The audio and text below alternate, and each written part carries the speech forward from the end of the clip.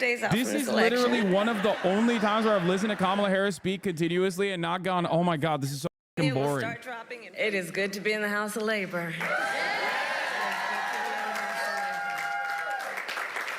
And it is good to be back at IBW Local 5. And can we please give it up again for our President, Joe Biden?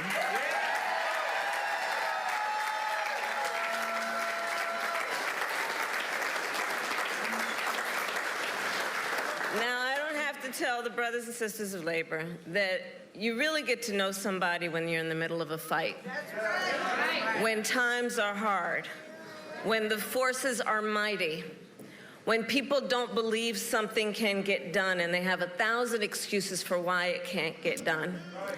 And I have spent more time with this extraordinary human being when the cameras were not in the room, when the stakes were high, when the heat was intense. And Joe Biden has always stood with the workers of America and labor unions of America. Always. Always. I've been with him when he'll bring folks into the Oval Office.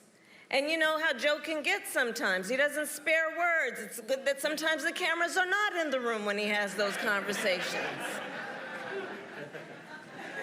Because the thing about the Joe Biden I know, and I know you know, because he has been a friend of labor for so long, for his whole life, Joe Biden can be quite impatient. And that's a good thing for that kind of leader. Quite impatient. And I say to all of the friends here, the press that's in the room, history will show what we here know. Yeah. Joe Biden. I'm voting for Biden, dude. She's right. Transformative presidents. I'm writing in Biden, dude. She's right. I'm writing in Biden. And it comes from his heart.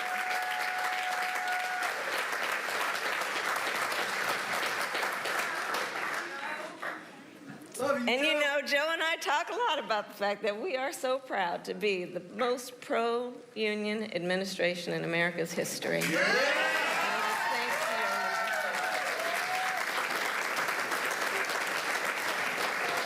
And as we know, Joe's still got a lot of work to do, so let's also understand that. So I want to thank all the incredible leaders who are here today, including the Governor Shapiro, Lieutenant Governor Davis, Senator Casey, who we will re-elect this November, Mayor Gainey, President Schuller, President Cooper, all the leaders of labor who are here, all the union members. Bro, I can't get over the fact that Biden literally talked about how his grandparent, how disappointed he was that his grandfather didn't murder his foreman. Like, that just happened. I mean, it's sick. That was so fucking cool. What a crazy situation. And of course, the historic IBW Local 5.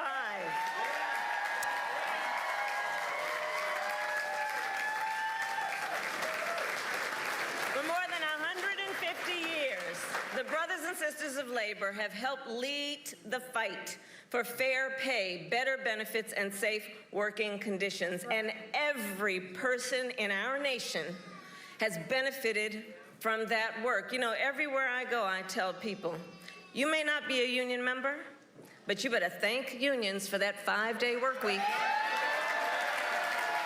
Thank unions for sick leave. Thank unions for paid family leave. Thank unions for your vacation time. Because when union wages go up, everybody's wages go up. When union workplaces are safer, all workplaces are safer. When unions are strong, America is strong.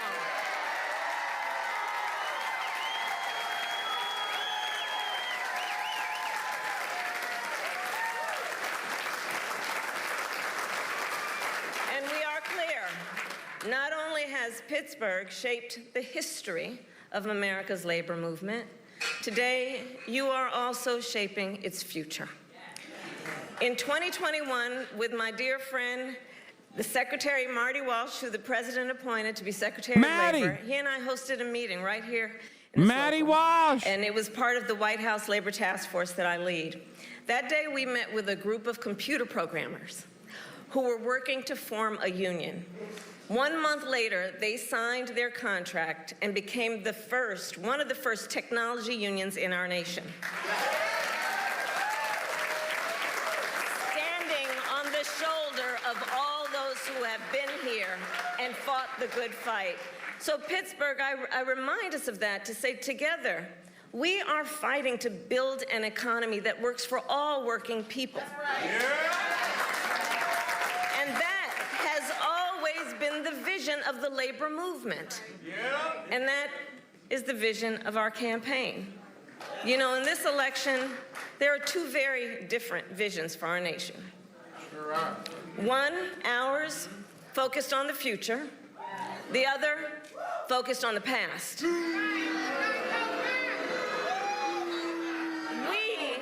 fight for the future. We fight for a future of dignity, respect, and opportunity for all people.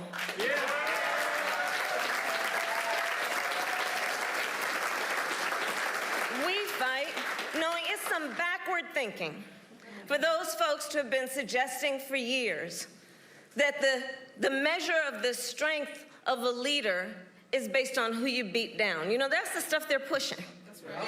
That the measure of the strength of a leader is based on who you beat down, when we know the true measure of the strength of a leader is based on who you lift up. Who you lift up. Do you fight for workers? Do you fight for families? Do you fight for those who must be seen and heard and deserve the dignity that comes with hard work? I'm not gonna lie. It's kind of wild how fucking hard she goes on like the pro-labor message. Both her and fucking Joe Biden kind of pop off big time. So we're 64 days out from this This is election. literally one of the only times where I've listened to Kamala Harris speak continuously and not gone, oh my God, this is so fucking and it will boring. start dropping in 14 days.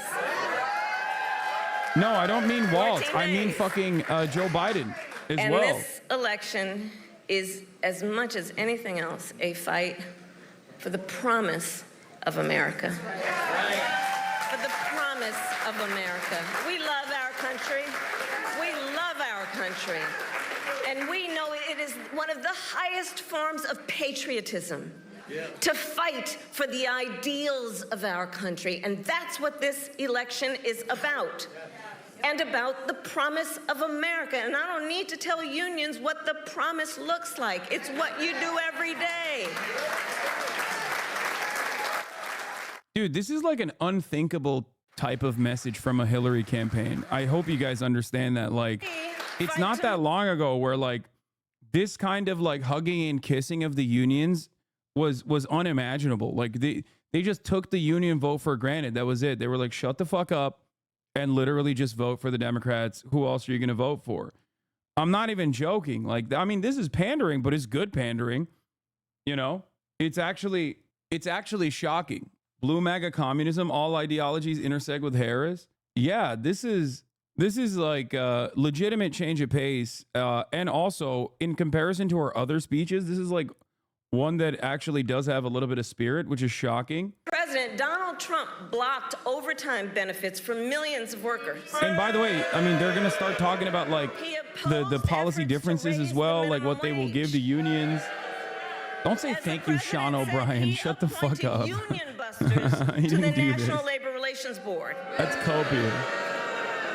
And don't forget, he supported so-called right-to-work laws. And if Donald Trump were to be reelected, he intends to give more tax cuts to billionaires and big corporations. He intends to cut Social Security and Medicare. He wants to impose what in effect would be a national sales tax. I call it the Trump national sales tax. What is this? I don't want to at you. This is a shitty take. You're wrong to support the Dems. Are you serious? She said no one will ever be free. What are you talking about? First of all, what what did I say that was like incorrect? You should just focus on the statements that I'm making and not the ones that you have imagined in your mind. Okay. In terms of the Democratic Party's track record, like this level of openly, outwardly pro-union support in an election cycle where they're trying to win an election, in comparison to previous administrations and previous runs, this is unheard of. Okay, that much is true. This doesn't mean I'm like, oh my God, I love Kamala Harris. Go out and vote for her, please. Like, I never said that. You know, I literally said, yeah, this is the first time I'm not dying of boredom while listening to Kamala Harris, and chatter called you a Dem lover. Vice President Kamala Harris unveiled a populist economic agenda in August, introducing a new plan to provide tax relief for over 100 million middle and lower income Americans as she continues to shape her governing platform following her recent securing of the Democratic presidential nomination.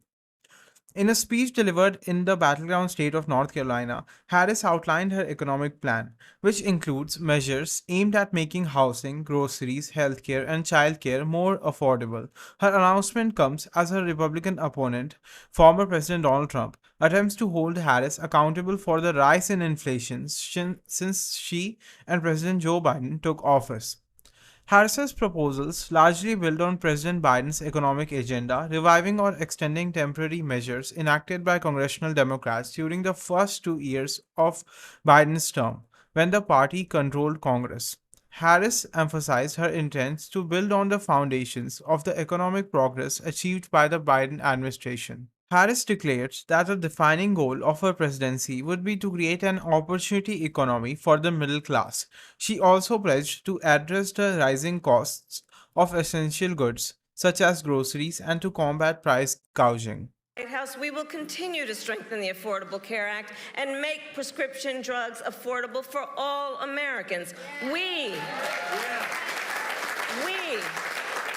fight for a future where every worker has the freedom to organize, and we will pass the PRO Act. Hillary Clinton rallies for union rights on Labor Day. Oh, great example here. Amongst you, on behalf of what really made this country great, working people, men and women, people who did their best, gave their best, served their country, helped to create the middle class, which is one of the best inventions that the United Thank you for showing this, because this is literally proving the point that I was making. States ever gave to ourselves or the world.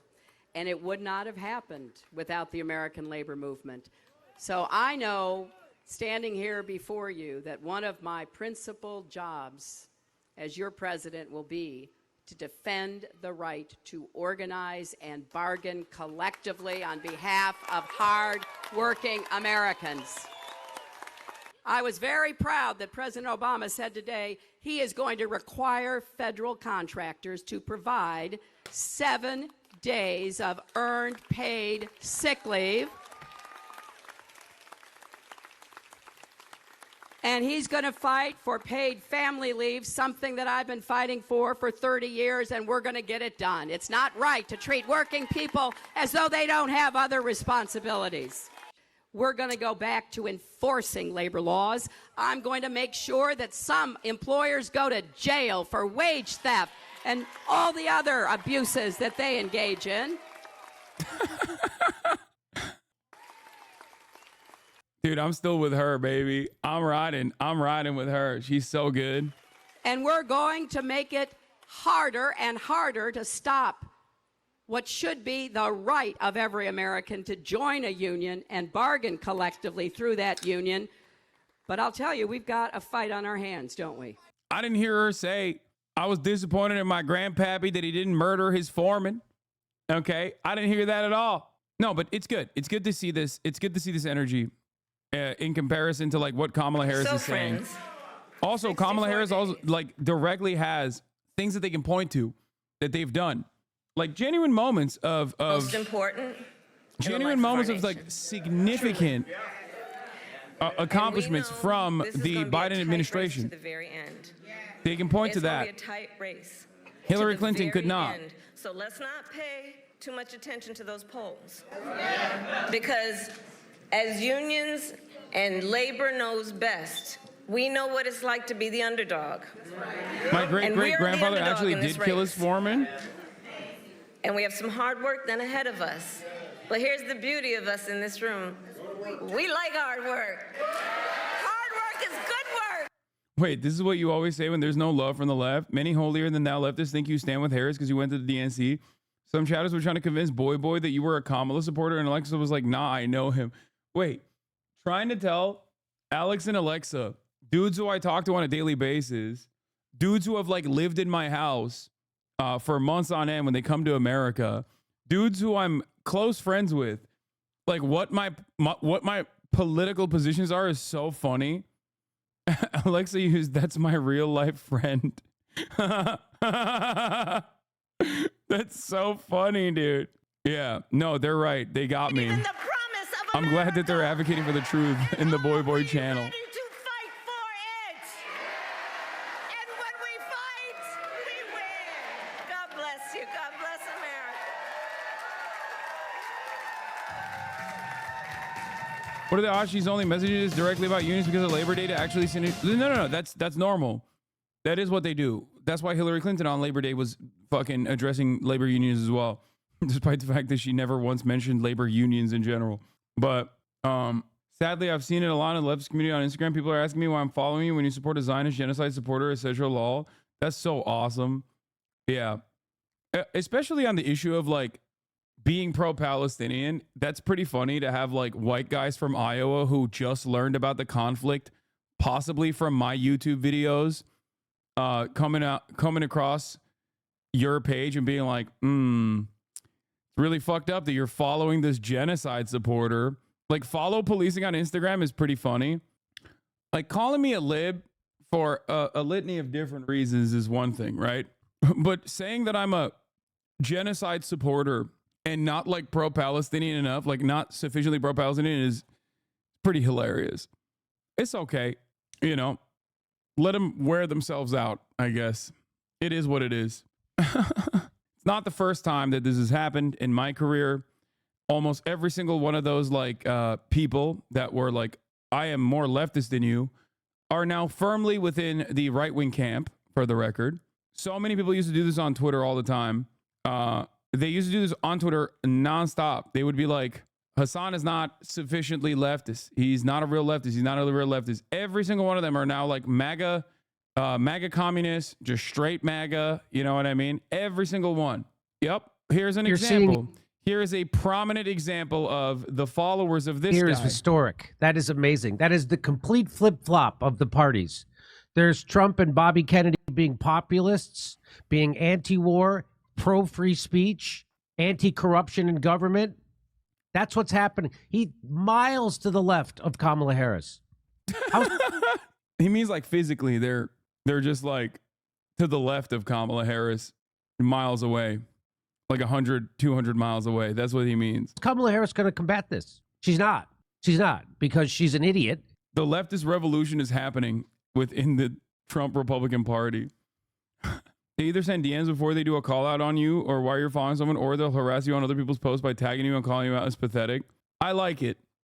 As long as they are staying true to the cause overall of Palestinian emancipation, I don't give a fuck if they say I'm a lib or a Zionist or whatever. Who gives a fuck? Who gives a fuck, dude? And she's corrupt, 100%. What you're seeing. This is awesome. Under socialism, you're supposed to deport all the brown people and appoint corporate magnates to cabinet positions? Yes. I don't know how you keep your mental clear with all the daily harassment you must go through. I don't really give a shit, dude. Fuck it. Look, man, I have an amazing community of people in here that are community organizers, labor organizers, working to put their best foot forward for a better future that they might not even experience themselves. So, you know, having said all of that, you know, that is the reason why I don't give a shit. I think if you've been an online leftist or a leftist at all for the past 10 years or even longer, you know how fucking lonely that shit is, you know? It's nowhere near as lonely now. So people like to say you manufacture consent because you aren't actively arming the MPA or whatever. I don't really care about these people. These people are like 8 people, okay? and you shouldn't either. These are like insincere remarks from passionate people, oftentimes very young, who are warped, and it's okay. You know, it is what it is. Donald Trump is working to undermine Democratic nominee Kamala Harris's image as a champion of change and to discredit her personal credibility as a potential president, as their relatively new rivalry intensifies in the final 9 weeks before Election Day. Recently, the former president has launched a broad offensive using the same insult driven tactics that helped him win in 2016, despite his advisors urging him to concentrate on key voter concerns like high prices and immigration. He has capitalized on international crisis to blame Harris for the deaths of US troops in Afghanistan and has accused her of being complicit in the killing of hostages in Gaza. Trump and his running mate, J.D. Vance, have suggested that Harris's mixed race heritage, a background shared by millions of Americans, indicates a deceptive, chameleon like nature that also explains her shifting stances on energy and immigration policies. In a particularly offensive move, Trump amplified a sexually explicit social media attack against her. His dark campaign ads also claim she will cut social security benefits by welcoming millions of undocumented immigrants into the country. If you found this video interesting, then make sure to hit the like button and subscribe to this channel for more videos like this. And thanks for watching.